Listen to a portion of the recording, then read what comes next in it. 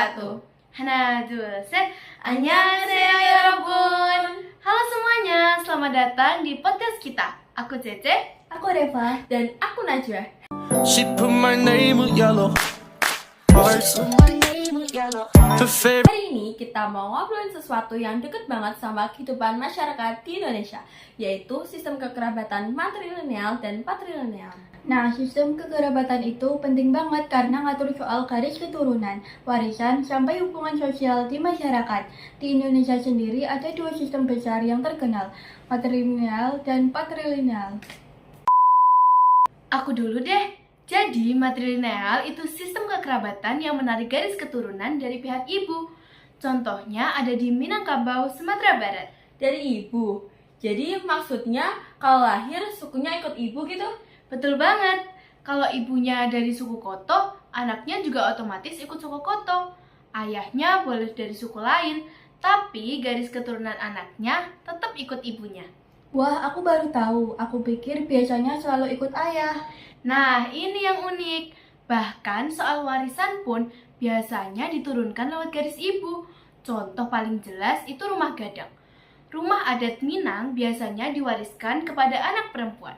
Jadi anak perempuan penting banget ya posisinya. Iya, tapi bukan berarti anak laki-laki nggak penting. Anak laki-laki biasanya jadi mamak atau paman. Tugasnya besar, mengurus keponakan dari saudara perempuannya. Jadi, walaupun gak dapat rumah, laki-laki tetap punya tanggung jawab. Oh gitu, jadi perannya aja yang berbeda. Bukan lebih rendah atau lebih tinggi. Iya, betul. Nah, sekarang aku jelasin yang patrilineal. Kalau ini kebalikannya dari yang tadi, garis keturunannya ditarik dari pihak ayah. Contohnya di mana, Naj? Kalau di Batak, marga diturunkan dari ayah ke anak laki-laki. Jadi, anak laki-laki dianggap penerus utama marga. Terus, kalau anak perempuannya gimana? Kalau anak perempuan, setelah menikah, dia akan ikut marga suaminya. Jadi, pindah dari marga ayah ke marga keluarga suami. Oh, jadi kebalikannya Minang. Kalau di Batak, justru anak laki-laki yang ditunggu buat nerusin marga. Iya, bahkan kadang ada anggapan kalau harus punya anak laki-laki supaya punya garis keturunannya nggak putus. Benar, hal yang mirip juga ada di Bali. Anak laki-laki punya tanggung jawab besar menjaga pura keluarga dan meneruskan garis keluarga. Jadi, jelas banget bedanya. Kalau matrilineal, anak ikut garis ibu. Kalau patrilineal, anak ikut garis ayah. Dua-duanya punya nilai masing-masing, sama-sama penting, cuma cara pandangnya aja yang berbeda. Dan menariknya, Indonesia punya keduanya. Itu yang bikin budaya kita beragam dan kaya. Aku jadi kebayang kalau kita lahir di Minang, kita bertiga sebagai perempuan bakal jadi penerus garis keluarga.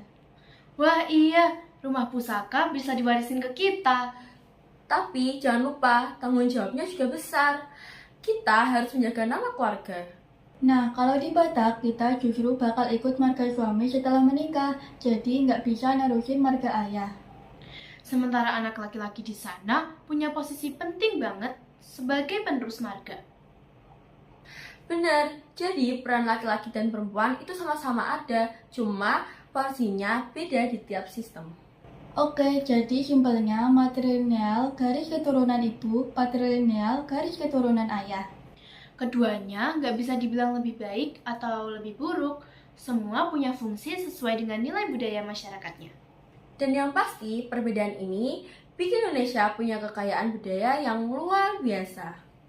Nah Yorobun, itu tadi obrolan kita tentang sistem kekerabatan matrilineal dan patrilineal. Semoga bermanfaat dan bikin kalian lebih ngerti tentang perbedaan dua sistem ini. Terima kasih sudah dengerin. Kamsahamnida. Sampai jumpa di episode selanjutnya. Wassalamualaikum warahmatullahi wabarakatuh. Dadah.